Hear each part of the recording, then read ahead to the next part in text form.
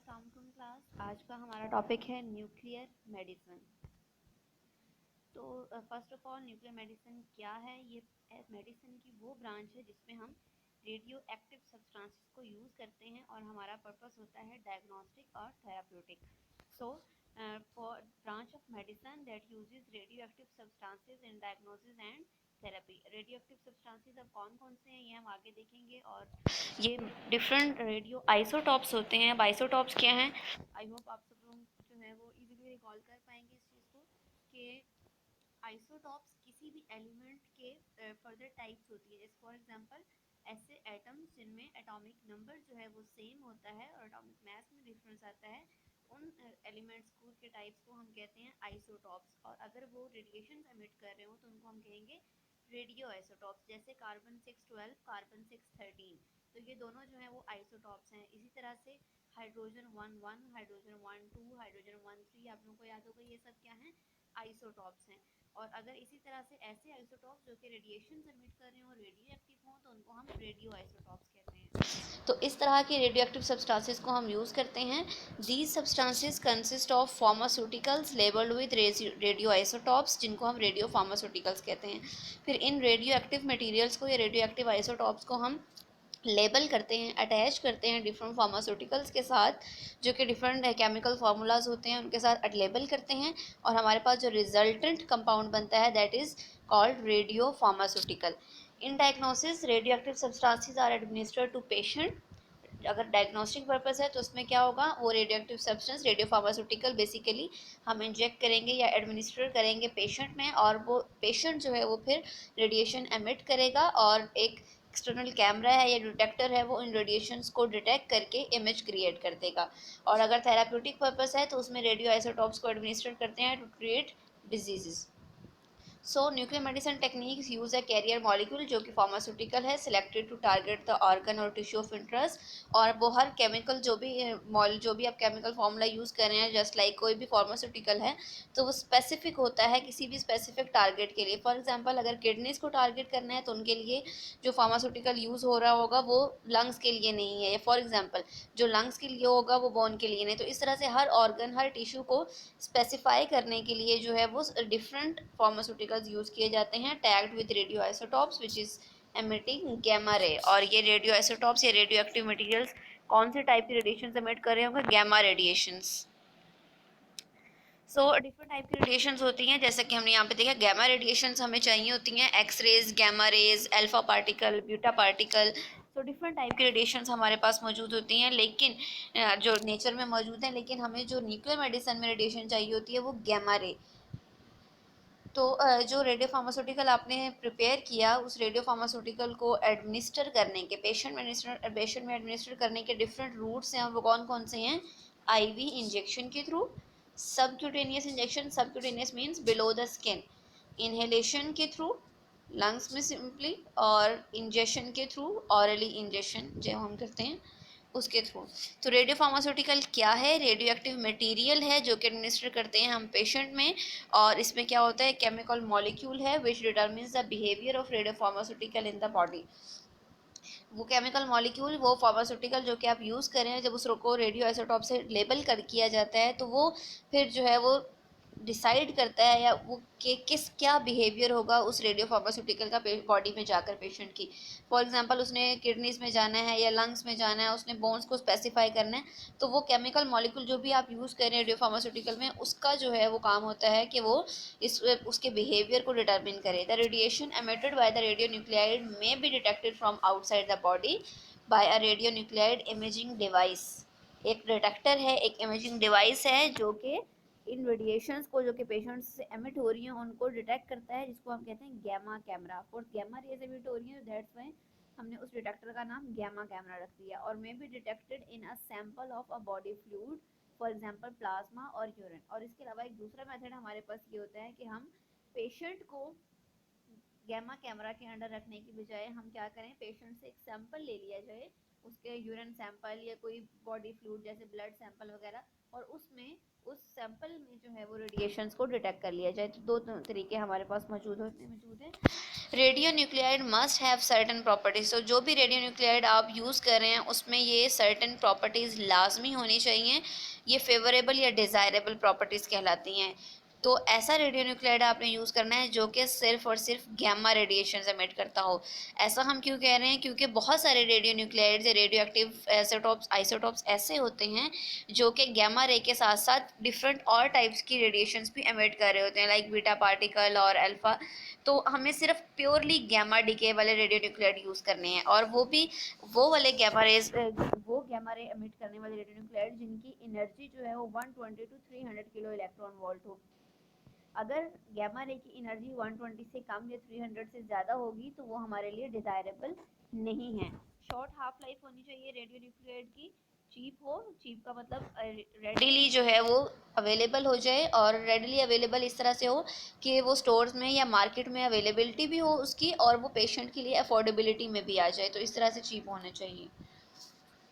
तो यहाँ पर कुछ रेडियो न्यूक्लाइड्स की आपको एग्जांपल्स दिखाई जा रही हैं, जैसे कि for example technetium 99m। Technetium 99m most commonly and most widely used radio nuclide है, जो कि न्यूक्लियर मेडिसिन डिपार्टमेंट में यूज़ होता है। इसकी हाफ लाइफ 6 आवर्स है, और ये मोस्टली किन ऑर्गन्स को टारगेट कर रहा होता है?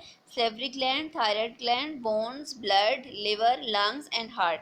तो इसीलिए ये मोस्ट वाइडली यूज्ड जो है वो रेडियो न्यूक्लाइड है, क्योंकि ये बहुत सारे ऑर्गन्स को स्पेसिफाई कर सकता है। इसी तरह से आयोडीन 131 है, इसकी हाफ लाइफ 8 डेज है, और ये थायराइड को टारगेट करता है। गैलियम जो है वो 67, ये इसकी हाफ लाइफ 78 आवर्स है, और ये ट्यूमर्स और इन्फ्लेमेशन को डिटेक्ट करने के लिए यूज़ किया जाता है।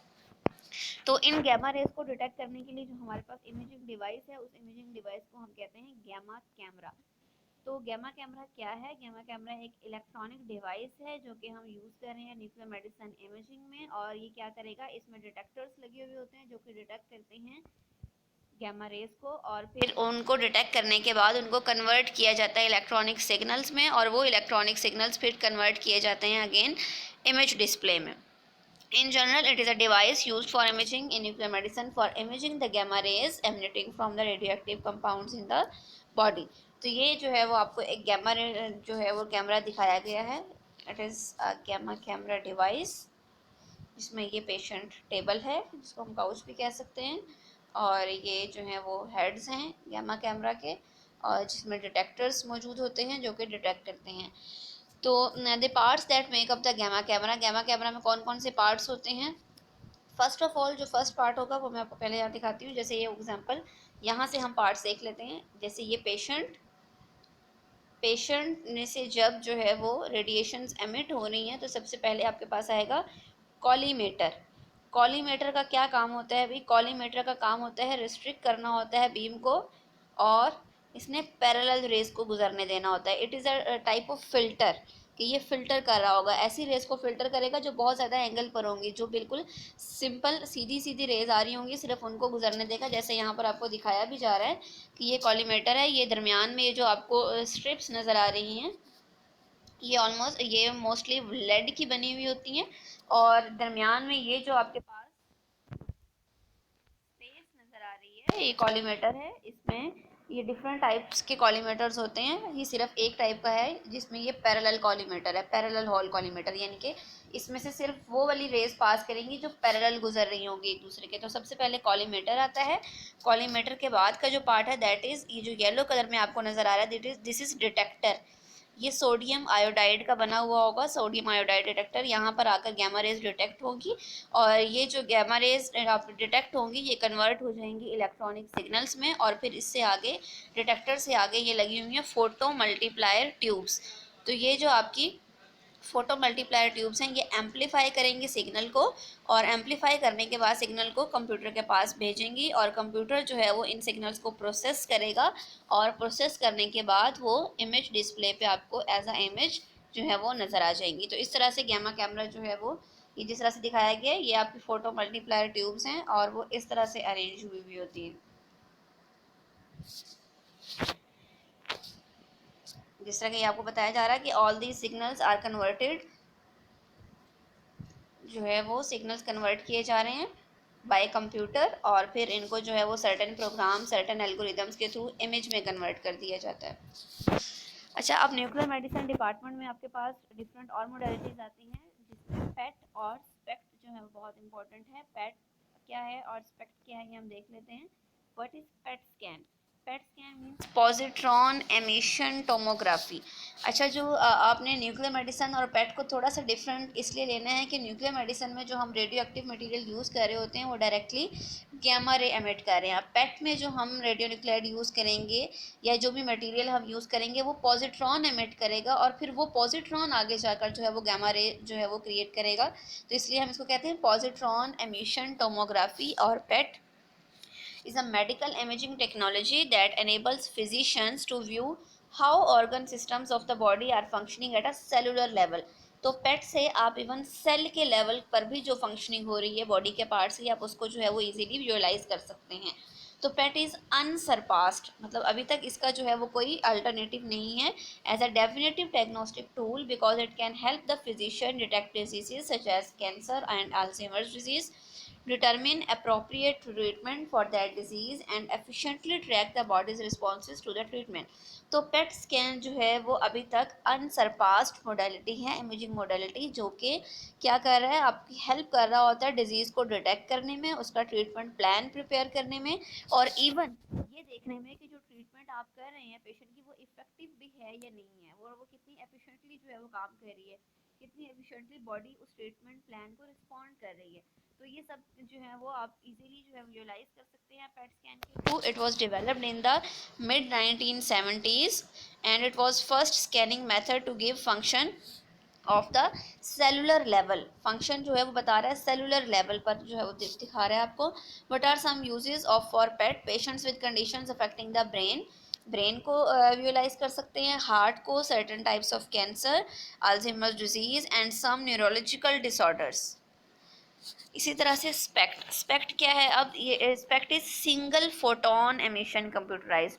यहाँ पर फोटोन की बात हो रही है, नॉट पॉजिट्रॉन, ठीक है। तो ये single photon emission computerised tomography है, और ये जो आपके ये भी न्यूक्लियर इमेजिंग का टाइप है, न्यूक्लियर इमेजिंग टेस्ट की टाइप है, which means it uses a radio active substance, ठीक है। इसमें भी एक रेडियो एक्टिव सब्सटेंस यूज़ किया जाएगा और स्पेशल कैमरा यूज़ किया जाएगा जो कि रेडिएशंस को डिटेक्ट करेगा। ये heart imaging, brain imaging, tumour detection और बोन स्कैन्स में यूज़ होती है। तो पेट और स्पेक्ट में क्या डिफरेंस है?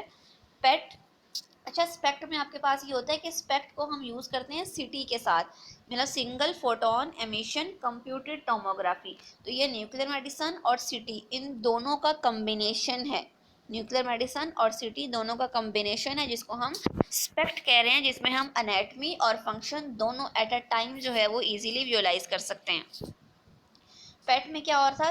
पॉजिट्रॉन्स एमिट हो रहे हैं, स्पेक्ट में गैमा रे है। PET is high resolution imaging modality and as compared to PET, SPECT is low resolution imaging modality. ये कॉस्टली है and it is less capital intensive. और पेट में जो हम रेडियो फार्मास्यूटिकल्स यूज़ करते हैं उनकी हाफ लाइफ लिमिटेड होती है, जबकि स्पेक्ट में जो रेडियो आइसोटॉप्स यूज़ किए जा रहे हैं उनकी हाफ लाइफ लॉन्गर होती है।